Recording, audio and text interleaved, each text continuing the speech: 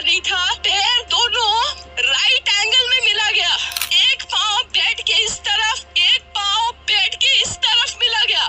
चश्मे को कूटा गया, जिसकी वजह से आंखों से खून निकल गया। गला दबाकर मारा गया।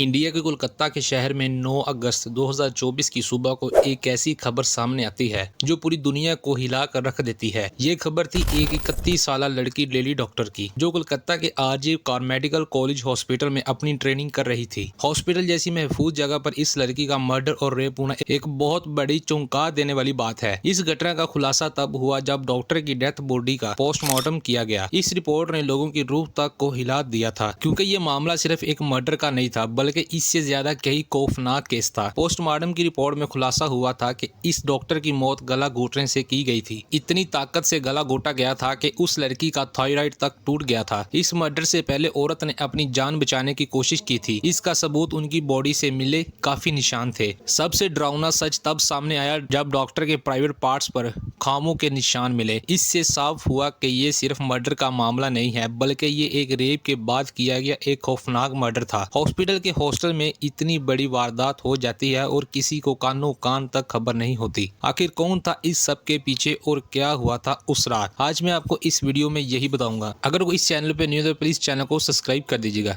ये लेडी डॉक्टर जूनियर डॉक्टर थी जो कोलकाता के आरजे मेडिकल कॉलेज हॉस्पिटल से अपने डॉक्टर की ट्रेनिंग कर रही थी। 8 अगस्त 2024 को दिन की तरह ये लेडी डॉक्टर अपनी नाइट शिफ्ट पर ड्यूटी कर रही होती है। तभी रात के 11 बजे उन्हें अपनी मदर की कॉल आती है, जैसे कि हर दिन आती थी, क्योंकि पेरेंट्स को तो अपने बच्चों की फिक्र हमेशा होती है। लेडी डॉक्टर की मदर डॉक्टर को पूछती है कि क्या तुमने खाना खा लिया और तबीयत वगैरह तो ठीक है। उसके रिप्लाई में लेडी डॉक्टर बोलती है कि वो एकदम ठीक है, बस अभी कुछ पेशेंट्स को देखने जा रही हूँ। उसके बाद वो अपनी कोलीग के साथ बैठकर खाना खाएगी। अपनी मदर से बात करने के बाद डॉक्टर अपने पेशेंट्स को देखने राउंड पर चली जाती है। सारे पेशेंट्स को देखने में और अपना काम खत्म करने में लेडी डॉक्टर को रात के 2 बज जाते हैं। उसके बाद वो अपनी कोलीग्स के साथ हॉस्पिटल की कैंटीन पर जाकर ही बैठकर खाना खाने लगती है। खाना खाते और बातें करते हुए इनको रात के 3 बज जाते हैं और इस वक्त लेडी डॉक्टर थोड़ी थकान सी महसूस कर रही होती है। अपनी थकान दूर करने के लिए इस हॉस्पिटल में 4th फ्लोर पर बने सेमिनार हॉल में जाकर सो जाती है। लेडी डॉक्टर को सोते हुए सुबह के 7 बज जाते हैं। वो तब भी सेमिनार हॉल से बाहर नहीं आती, जबकि ये काफी ज्यादा हैरान कुन था,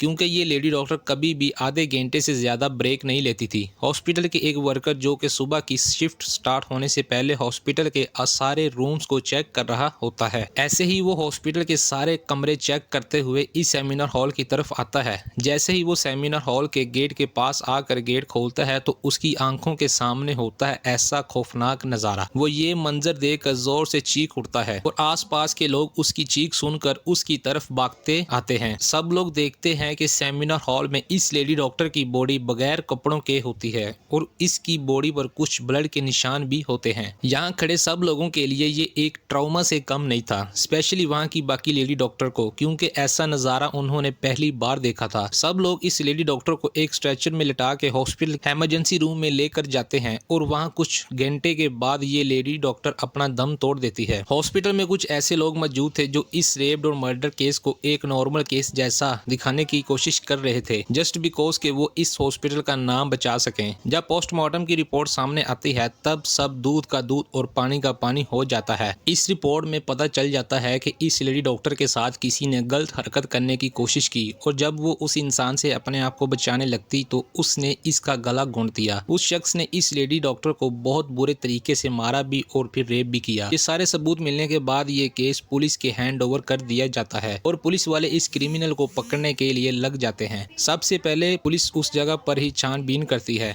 जहाँ ये सब हुआ था। किस्मत से पुलिस वालों को वहां से इस लेडी डॉक्टर के नेल्स और कुछ ब्लड सैंपल मिलते हैं, साथ एक ब्लूटूथ हैंडसेट भी। लेकिन बदकिस्मती से इस सेमिनार के हॉल में और इसके आसपास कोई भी सीसीटीवी कैमरा मौजूद नहीं थे। जिस रास्ते से सेमिनार हॉल तक जाया जाता था उस रास्ते में कुछ सीसीटीवी कैमरा मौजूद थे। पुलिस वाले सुबह 3 बजे से 8 बजे तक का सीसीटीवी रिकॉर्डिंग चेक करते हैं कि इतने टाइम के बीच कितने लोग इस फ्लोर पर आए और गए थे। सीसीटीवी फुटेज चेक करने के बाद ये पता लगता है कि इस फ्लोर पर टोटल 6 लोग आए और गए थे। पुलिस वाले एक एक करके इन 6 लोगों को पूछताछ के लिए बुलाते हैं। वो लोग उस टाइम वहां पर क्या कर रहे थे। पुलिस वाले इन 6 लोगों को फोन का ब्लूटूथ ऑन करके चेक करते हैं क्योंकि डेड बॉडी के पास जो ब्लूटूथ हैंडसेट मिला था वो पता लगाया जा सके कि वो इनमें से किसका था। आपको पता है कि जब ब्लूटूथ को अपने मोबाइल के साथ एक दफा पेयर करते हैं तो वो अगली बार ऑटोमेटिकली खुद ही पेयर हो जाता है। और फाइनली पुलिस वालों की ये ट्रिक काम भी आती है क्योंकि ये ब्लूटूथ हैंडसेट इन 6 लोगों में से एक के साथ कनेक्ट हो जाता है। उसका नाम था संजय रॉय, जो सिविल वॉलंटियर था। सिविल वॉलंटियर वो होता है जो पुलिस के अंडर काम करते हैं और पुलिस की हेल्प करते हैं छोटे मोटे कामों को मैनेज करने में। लाइक आपने इंडिया में कुछ फेस्टिवल में कुछ पार्किंग एरियाज में ये ब्लू कलर के कपड़े पहनकर खड़े होते हैं। इनका काम होता है कि विदाउट एनी रीजन कहीं भी ज्यादा क्राउड इकट्ठा ना हो। पुलिस वालों को अपना पहला कातिल मिल चुका था। उसके बाद वो संजय रॉय से और भी गुस्से के साथ पेश आने लगते हैं, बट संजय रॉय पुलिस वालों को किसी भी बात का जवाब नहीं देता क्योंकि वो काफी ज्यादा नशे की हालत में था। इसके दौरान पुलिस वाले संजय का मोबाइल फोन भी चेक करते हैं जिसमें भर के पोर्नोग्राफी कंटेंट मिलता है, जो कि पुलिस वालों का उस पर शक यकीन में बदल चुका था कि संजय रॉय ही इस लेडी डॉक्टर का मर्डर का मेन कैरेक्टर है। इसके बाद पुलिस वाले संजय रॉय को और ज्यादा डराने लगते हैं एंड फाइनली वो डर के अपना गुनाह कबूल भी कर लेता है कि उसी ने ही इस लेडी डॉक्टर को मारा है और रेप भी किया है। ये पता लगते ही पुलिस वाले और सबूत इकट्ठे करने संजय रॉय के घर जाते हैं, जहां पर इनको एक शू मिलता है जिस पर ब्लड के निशान होते हैं। पुलिस वाले उसका सैंपल कलेक्ट कर लेते हैं। थोड़ी और तलाशी लेने के बाद पुलिस वालों को संजय के घर के बाहर कुछ कपड़े सूखते हुए मिलते हैं और ये वही कपड़े थे जो उस दिन संजय ने पहने थे क्योंकि ये सब सीसीटीवी कैमरा में रिकॉर्ड हो गया था। इससे ये जाहिर था कि संजय रॉय ये प्रूफ मिटाने की भी कोशिश कर रहा था। बट जब संजय रॉय को पूछताछ के लिए पुलिस स्टेशन लाया गया था उस वक्त वो काफी ज्यादा नशे की हालत में था। अब पुलिस वाले काफी ज्यादा प्रूफ मिल चुके थे संजय रॉय के खिलाफ। पुलिस इन सब के बाद ये बताती है कि संजय रॉय उस रात बहुत नशे की हालत में था और 11 बजे हॉस्पिटल में इंटर होता है। संजय अक्सर उस हॉस्पिटल में नाइट शिफ्ट किया करता था। उसे यहाँ पर काफी अच्छी नॉलेज भी थी कि कहाँ पर कैमरा है और कहाँ पर नहीं। वो आराम से इस हॉस्पिटल के 4th फ्लोर पर जाकर बैठ जाता है क्योंकि वो नहीं चाहता था कि उसे कोई ज्यादा नशे की हालत में देखे, वरना वो अपनी जॉब से हाथ धो सकता था। 4th फ्लोर पर आकर वो आराम से सो जाता है। जब उसकी आंख खुलती है तब तक सुबह के 3 बज चुके थे। तब संजय की नजर इस लेडी डॉक्टर पर पड़ती है जब वो रेस्ट करने सेमिनार हॉल में जा रही थी। लेडी डॉक्टर को अकेला देखकर संजय के इरादे बिगड़ने लगते हैं। वो काफी देर तक इस फ्लोर के चक्कर लगाने लगता है ये कंफर्म करने के लिए कि यहाँ पर कोई और ज्यादा तो नहीं आ रहा। जब उसे लगता है कि हाँ उसका रास्ता साफ है तब वो 4 बजे सेमिनार हॉल में इंटर होता है और 4:45 पर बाहर आता है। इन 45 मिनट्स तक संजय रॉय ने इस लेडी डॉक्टर के साथ क्या क्या नहीं किया होगा, वो कितने पेन से गुजरी होगी, ये सोचकर ही किसी का भी दिल सहम जाएगा। स्पेशली इस लेडी डॉक्टर के पेरेंट्स को